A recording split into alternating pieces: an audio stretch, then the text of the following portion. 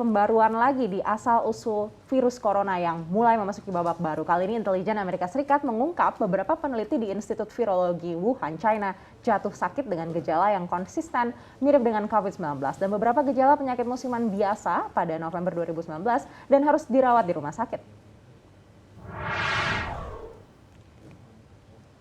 Salah satu sumber intelijen negeri Paman Sam menyebut penyelidikan tambahan masih harus digali untuk membuktikan keterkaitan antara sakit para peneliti ini dengan awal mula keberadaan virus corona yang menjadi pandemi. Misalnya data jumlah peneliti yang sakit, kapan dan di mana rumah sakit perawatan para peneliti. Laporan seperti ini diharapkan bisa menambah bobot untuk penyelidikan yang lebih luas lagi. Apakah virus COVID-19 ini lolos dari laboratorium Institut Virologi Wuhan, China? Sebelumnya pemerintah Beijing menyebut corona pertama kali terungkap di China 8 Desember 2019, namun China berulang kali membantah bahwa virus dari laboratoriumnya. Kementerian Luar Negeri China menyebut Amerika Serikat kerap mempromosikan teori yang salah soal corona negara itu.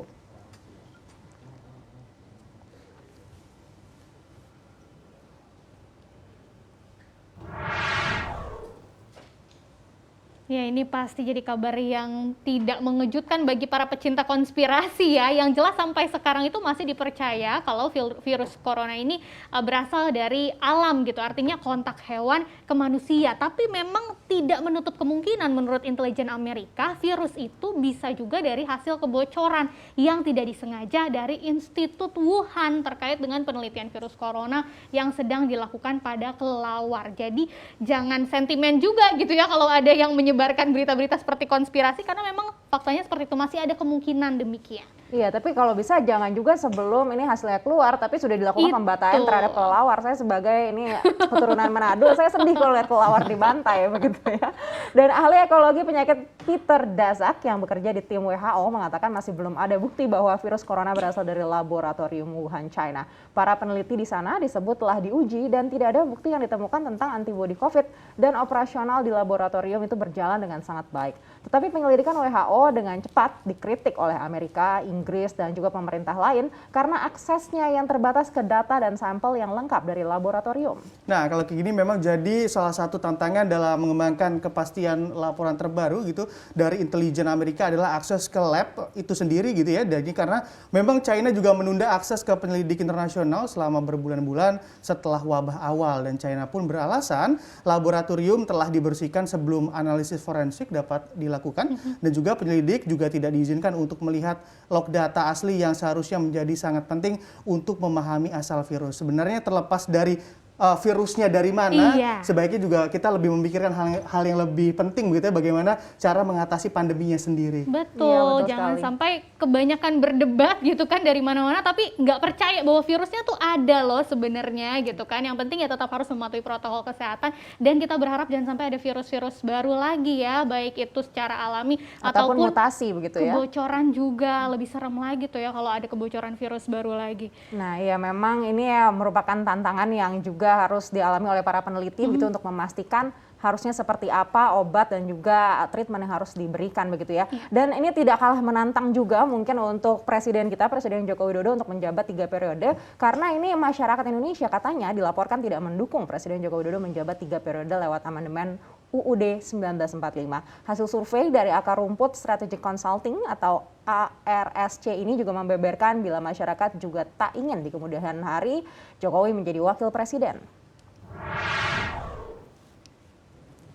Berdasarkan hasil survei ASRC, ada 69,5% responden tidak setuju amandemen UUD 1945 dilakukan agar Jokowi bisa maju lagi di Pilpres 2024. Sementara responden yang setuju sebanyak 26,68%. Nah, sisanya ini memilih opsi tidak tahu dan tidak menjawab. Sebelumnya, isu amandemen UUD 1945 agar Jokowi bisa menjabat sebagai presiden 3 periode memang sempat berhembus menguat. Namun Jokowi menepis isu tersebut dan menegaskan tidak tertarik.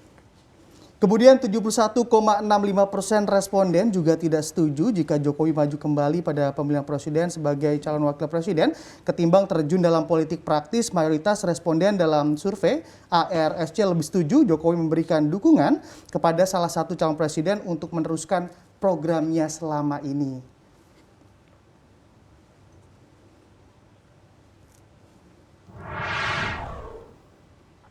Ini suara hati masyarakat ya. Dan sebagai informasi nih, laporan tadi itu berdasarkan survei pada 26 April sampai 8 Mei 2021 terhadap 1.200 responden di 34 provinsi. Jadi memang perwakilan, nggak mencakup semuanya gitu ya. Dan ini juga sudah memenuhi syarat pemilih. Lalu pertanyaannya, siapa sih yang diinginkan gitu ya responden untuk jadi pemimpin Indonesia berikutnya? Ternyata jawabannya peneliti ARSC itu Bagus Bagi mengungkapkan Gubernur DKI Jakarta Anies Baswedan menjadi capres dengan elektabilitas tertinggi, dengan segala pro kontranya sampai kegaduhan-kegaduhan yang dibuat, ternyata malah melambungkan nama Anies ya. Iya, ternyata tidak sendiri juga. Akar rumput Strategic Consulting juga melaporkan nama lain dengan elektabilitas tinggi seperti Menteri Pertahanan Prabowo Subianto di posisi kedua, lalu disusul juga Gubernur Jawa Tengah Ganjar Pranowo, ada nama Sandiaga Uno, Ridwan Kamil, serta Agus Harimurti Yudhoyono alias AHY pada posisi selanjutnya.